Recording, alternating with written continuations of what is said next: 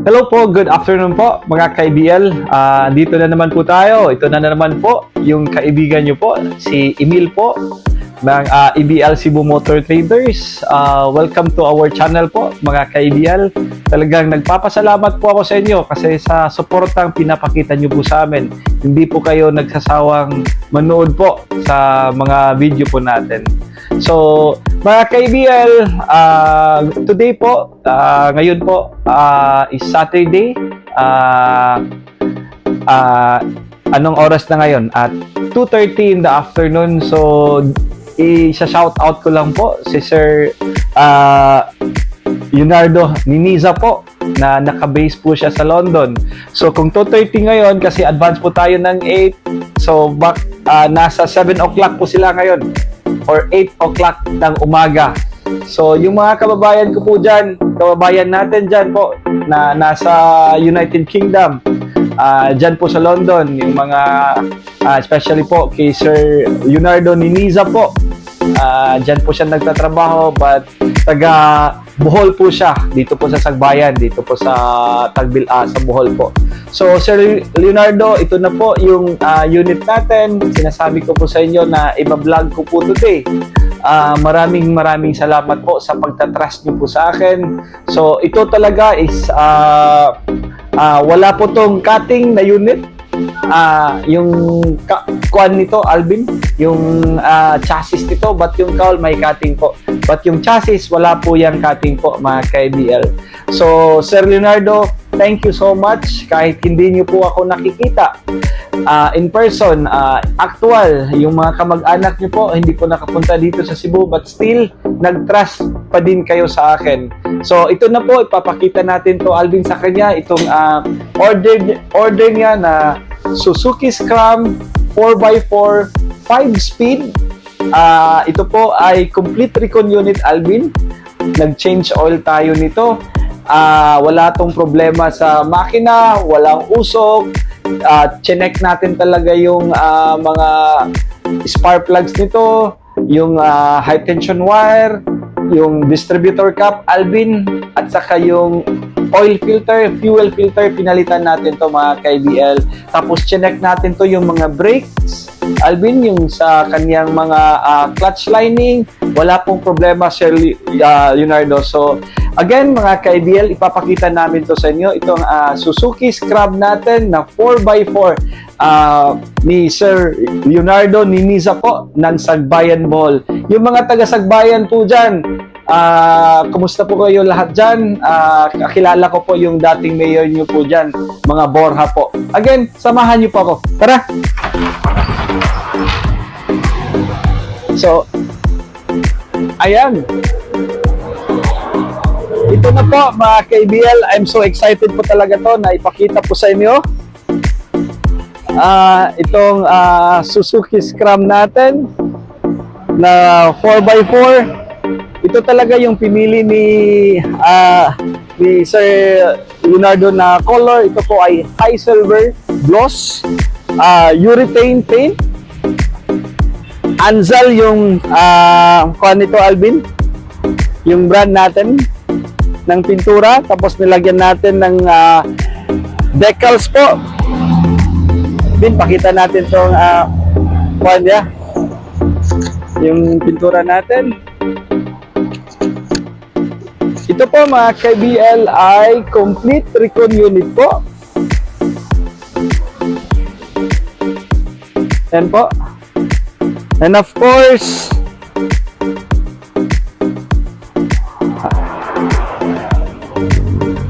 ito po, mga ka-EBL, pinalitan natin, nilift up po natin to yung unit. Nilagyan natin ng size 13 na mag wheels at saka naka-cargador tires para at least naman bumagay sa unit natin. Nilagyan natin ng lug nuts na kulay blue yung color. So sana magustuhan po nito ni Sir Leonardo. Bago po yung battery, Alvin.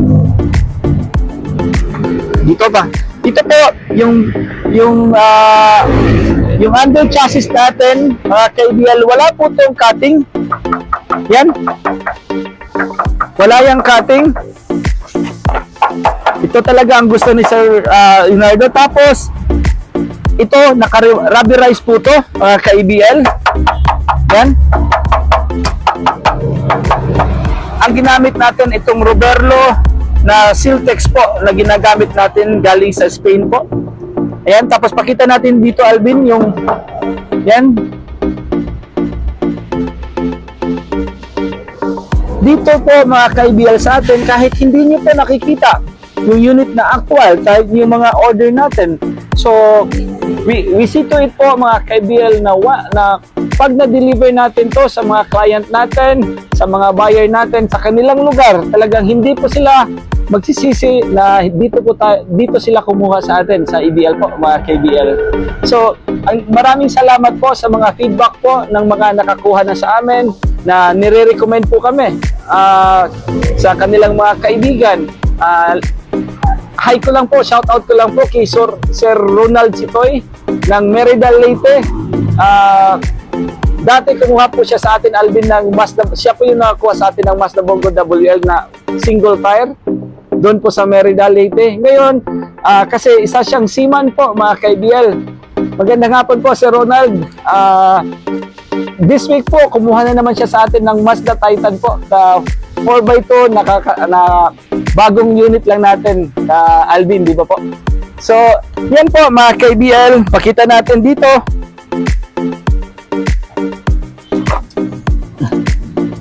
So, nilagyan din natin po ng stepboard. Ito po yung stepboard natin. Tapos, ito yung folding chairs natin. Yung back seat po, nilagyan natin.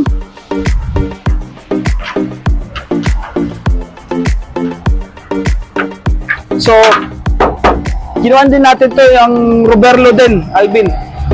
Ginamit natin to. Rubberized din yung flooring natin. Yan. Bin, ikot natin, Bin. Ayan. So, ito talaga, Sir Leonardo, talagang tinest dread na natin to.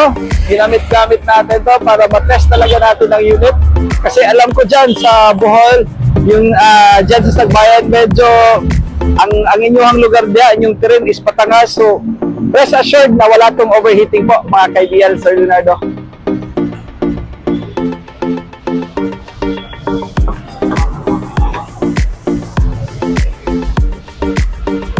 Din. So, tingnan natin yung upholstery nito, yung interior natin sa loob. Ginamitan natin to ng German leather na upholstery na ginamit natin po.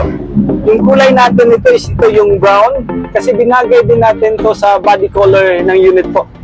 Pinapakita natin itong natin, itong leather seats natin. Yan. So, itong unit natin to, mga KBL, multi-cab to, pero yung datingan pang Toyota Fortuner, mga KBL. So, nagyan natin ng matting. Ayan po. Tapos, yung ceiling natin, Alvin. Tapos, yung dome light natin.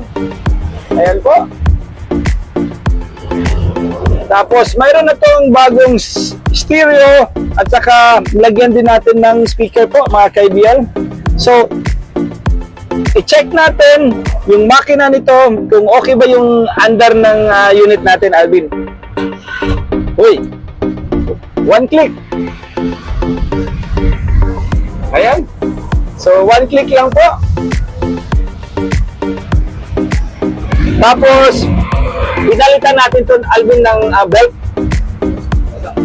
At baga pa yung belt.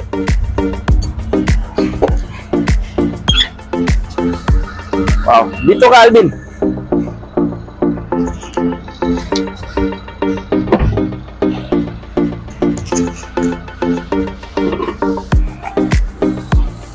Nice pa. Bin, tanggalan ko niyang, tanggalin natin yung kuan, Alvin. Ayan. Tapos, bin, ayan po.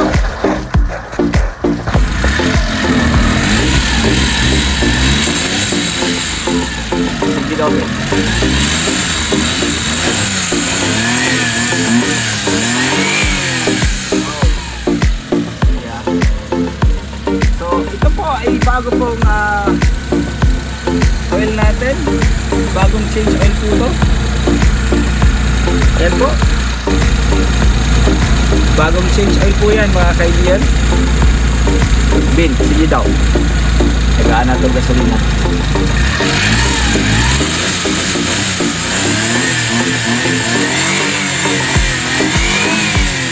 Wow. Tapos bago po ito yung spark plugs nito. Yung kwan nito, Alvin. High tension wire. Check natin. Wait. Tagaan natin gasolina.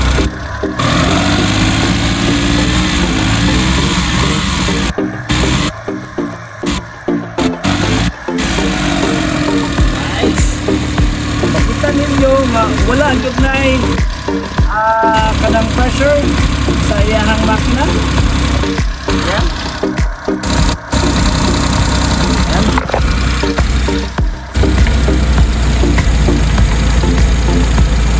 So, wait. Tagaan na itong gasolina ha.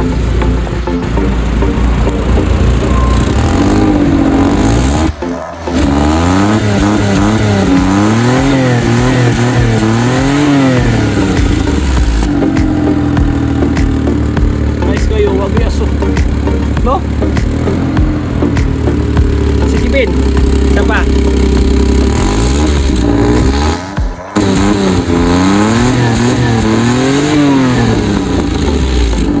Wow. The best to.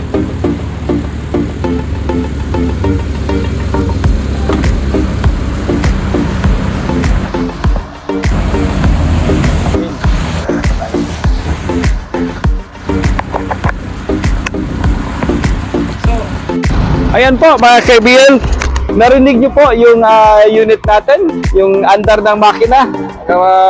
Kusgan gud siya, Alvin.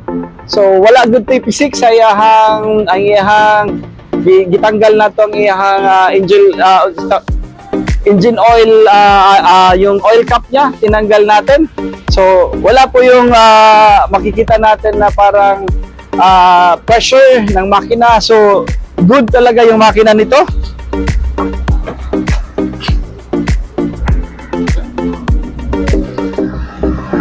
So, Bin, pakita natin yung sidings din. Ayan, dito. So, check natin. So, again, ito po mga kaibigan, ito po ay 4x4 na unit. Ayan.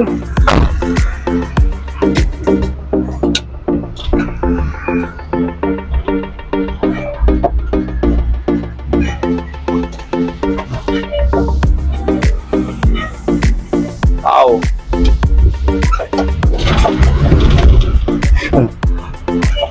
Ayos.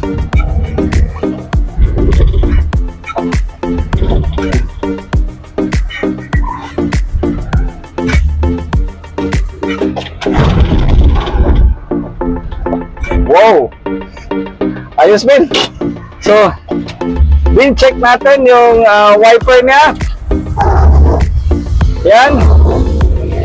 So, kung makikita nyo po mga KBL, kung mapapansin nyo po, yung wiper natin talagang kinuhan din natin to. Kasi yung original nito, sa Kwan po, sa Japan po is right po, pero of course, nandito na tayo sa Pilipinas, dito tayo sa Cebu.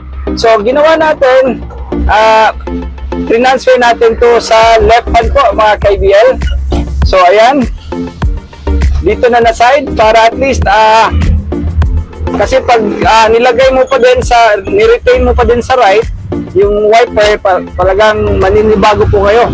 So yan, check natin yung high beam, low beam, signal left, signal right, tapos hazard tayo po. Ayan. Tapos parking.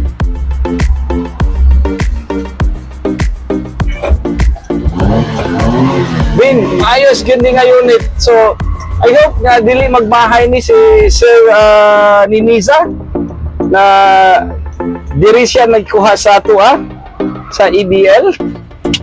So far, sa lahat naman po ng mga kumuha na sa atin, maganda po yung mga feedback na nakukuha namin sa mga kaibigan natin, sa mga client po natin.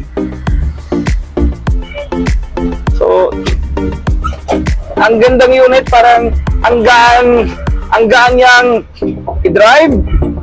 Tapos, itong mga unit na to, mga KBL, ito po talaga ay low maintenance lang kasi mag-change oil ka lang nito, tapos check kayo dito ng oil niya, saka yung mga brake pads, ang daming available na po sa market, tapos yung mga clutch lining. So ito talaga yung mga scrum kung dadalhin nyo to sa mga rural areas, ito talaga yung marirecommend ko kasi nga po mga kaibiyala, ito po ay mechanical at saka carburetor type po. So, parang nag-e-enjoy po ako sa unit na ito So, but anyway po mga ka-IBL, ito po ay carburetor type at saka ekonomiya dito sa gasolina mga ka-IBL. So, hindi ko naman sinasabi po na hindi din maganda yung DE63. Ang DE63 nga lang po mga KBL is, yun po mga unit na yun is medyo, madami namang parts yun po yung DE63. Maganda din yung arangkada. When it comes to parts, available na sa market. Ang call lang doon sa DE63 is electronic. Yun lang po. But I hope na yung mga kaibigan natin na mga mekaniko, mag-upgrade na din sila ng mga nila, mga nalalaman nila when it comes to mga electronic na mga makina. Kasi itong mga scrub na to, mga ka-IBL, yung sa totoo lang po sa Japan, medyo paubos na po itong mga ganitong mga unit. So ang mga bagong dumarating na po sa atin is yung mga DE63.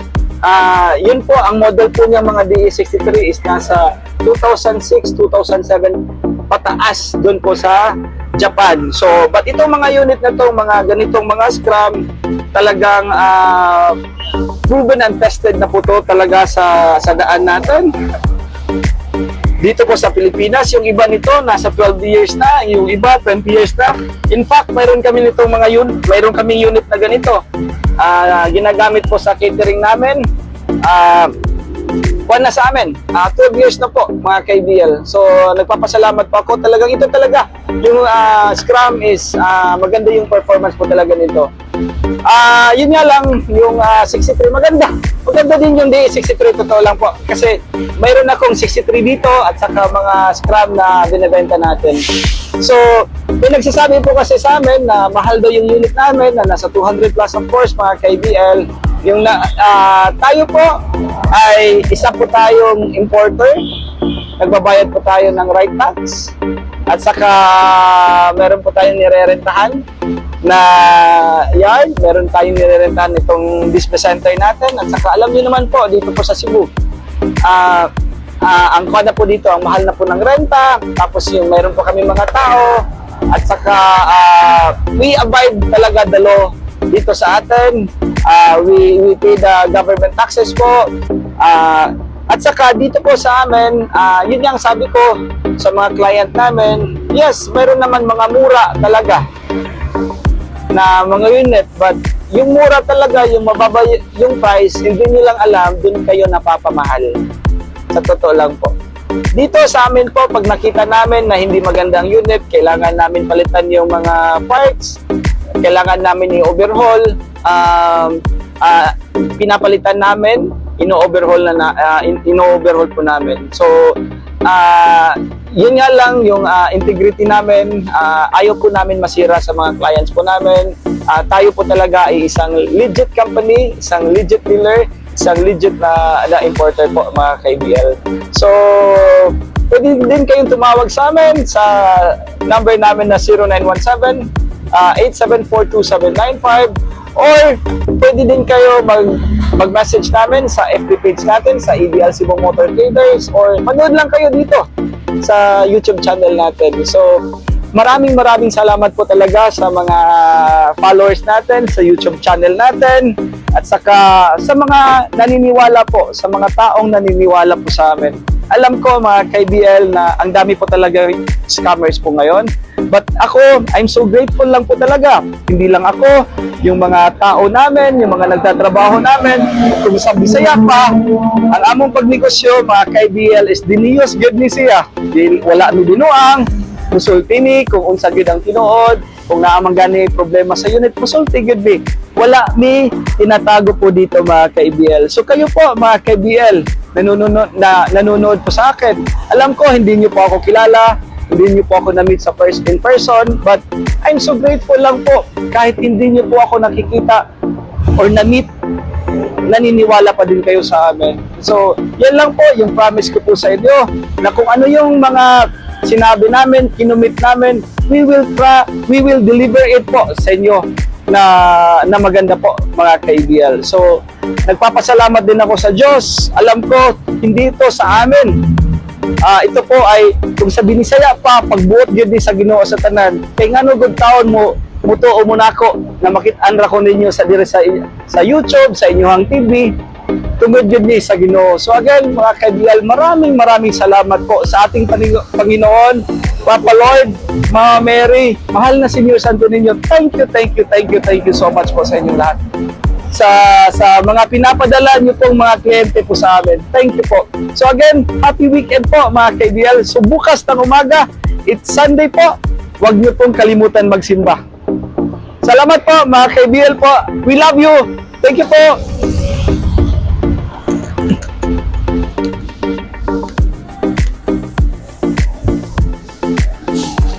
Nice kayo, Bino. Huh? Thank you good kayo, Sir Leonardo Ninisa ng Sagbayan, Bohol. Thank you good. Thank you. Bin, iikot natin.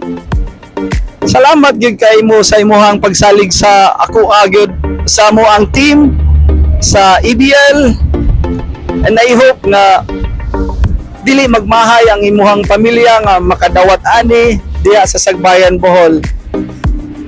So, ready for delivery na to. Hindi lang natin to nasakay today, but for sure next week, Tuesday or Monday, mapapasakay na natin to papuntang Sagbayan, Bohol via Tubigon mga ka-IBL. So, solid talaga to. So, yan po mga ka-IBL. Ito po yung sinasabi ko sa inyo. Ito po ay tatak EBL. Dito sa EBL, garantisado o sigurado gyud kamo. Thank you. So ayan, mayroon dahil tayong isang paparating. Maganda na yung unit na yan. Yan. Wow. Yan. Ayan po. Sus, solid sad ning isa. Ang nagdadrive po nito, yung mekaniko natin, mekaniko / driver / conversionist, lahat / right hand, si Alan Galo po. Sus, lahat ng / nasa kanya na po. Bin, do po sa Dig Blue. Nice one. Thank you po mga ka-IBL. Huwag po kayong blue, no? Ha? Kani, oh, mga EBL boys, oh. Mekaniko sa dato na adiri. Ano?